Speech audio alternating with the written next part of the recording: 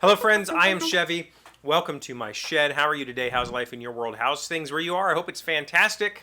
Everything here is great. Why was I so out of focus yesterday? I don't know. Hopefully the problem is resolved today. How's things? Things here are good. Um, we play tested the new Dungeon Rummy last night. Kind of the newest, latest, greatest version. And I know I said it's finished, or it's done, but it's not finished, right? And I stand by that. It's done. It works. We played.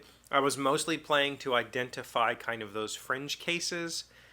There's, it's a game that has a whole lot of little keyword type interactions, and so I need to make sure that any kind of weird things are accounted for. And I identified, I think, two problems that were not accounted for in the rules, like they were left up to interpretation, that I needed to just add a couple sentences to the rules. And I found one suggestion in the rules that needed to be modified because it was way out of whack with reality.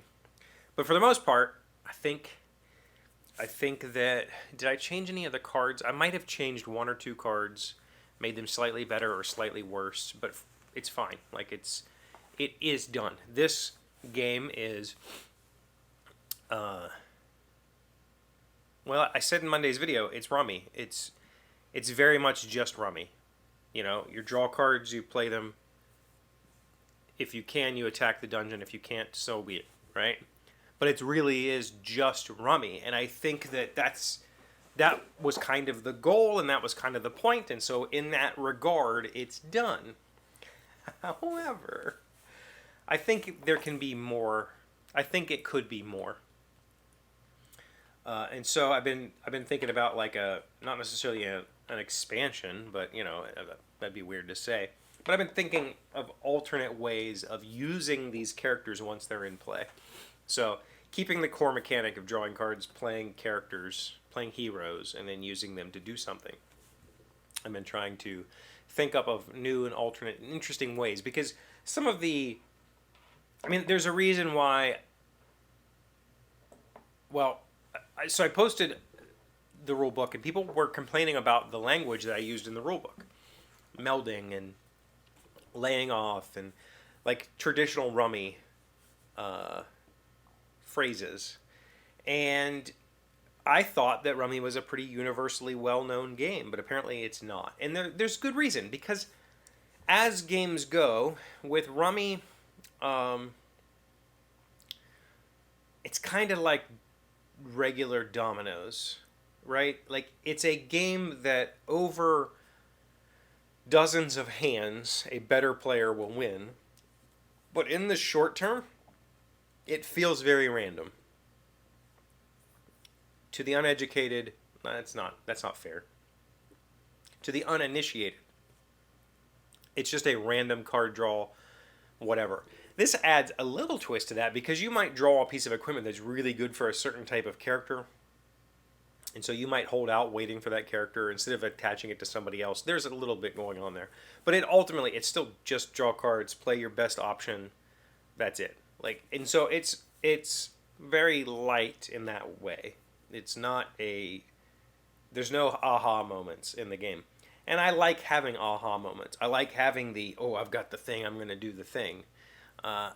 So I've been trying to figure out a way to use these characters in a slightly different way. Now, the nice thing about the way it's set up right now is it's 72 cards. It's a 60 card deck and 12 dungeon cards, and that's it. And it doesn't need to be anything more than that for what it is. But there's a potential that I could, design a board game that uses this Rummy card mechanic, that then these characters go off and do stuff. And so I've been kind of spinning that in my head. Like, is there an option for that? Is there a way for me to make it a little bit more interesting? Especially, there are times when you play a character and it's obviously strong against a certain, room in the dungeon, and maybe I wanted to have that room. There's no reason for me to... Let me take that. Let me see. There's no incentives. The rooms are just, here's a thing that you can attack and you can get this much value out of that. This thing, gets this much value. There are little, attributes to those rooms that mean that if I have a character in play, like say I have maybe there's a maybe there's a dungeon that is weak to magic, so having a magic user with a magic item means that I'm going to be better off in that room than you are. There's little things like that, but ultimately there's no, like, I've got to get that. Like, that is my card, I have to get that, and I don't want you to have it. And so I've been trying to figure out if there's a better way to make that work, and I haven't sorted it out yet. But it might be some sort of goal or something, getting different room types, collecting sets of monsters or something. I don't know yet. But I'm thinking of how I can use this system. Not necessarily for this particular game. Like, this particular game is done, and it is what it is, and I'm going to put it out into the world in some way, shape, or form, as is, and go, here you go. This is for you. But I think I could use this system to create something bigger, and I got to figure out what that is. I don't have to, but that's in my head. Like, what else could I do with this? There's got to be some more cool stuff that we can do.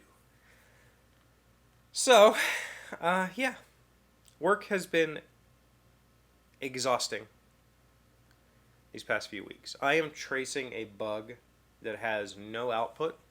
There's no errors. There's no nothing. It just doesn't work, and it has been. And this is in code that I did not write. This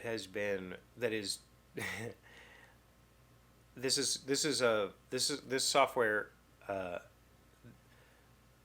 The various components of this software, every one of them is 1,000+ lines. There's no classes. There's no nothing. It's just 1,000-line chunks of code that do something, and I have to kind of sort through it to find this bug that is giving me no error messages, no nothing. And it's really frustrating. So, yeah. It's driving me crazy. But I'll get through it. I'll figure it out. And then it'll be like, aha, we know what to do in the future. I'll forget to take notes. It won't go into any sort of institutional knowledge database, and will be lost forever until the next time I have to solve the same bug because we have to update something. It's frustrating. My brain is hurting. It is what it is. What have you been up to? You got anything exciting? Please let me know. I like hearing from you. Let me know if there's anything you want to know. I like hearing questions. I like having questions asked. Thank you for being here as always. Thank you for liking, commenting, subscribing. Being amazing friends, wonderful people. I really appreciate you. And I'll see you again tomorrow. Today's word you should know to sound smart is savoir-faire. It is a noun meaning an evident sense of confidence, optimism, and proficiency in the task at hand. Eileen hosted a charity luncheon for 40 people with her usual savoir-faire. Savoir-faire, S-A-V-O-I-R space F-A-I-R-E.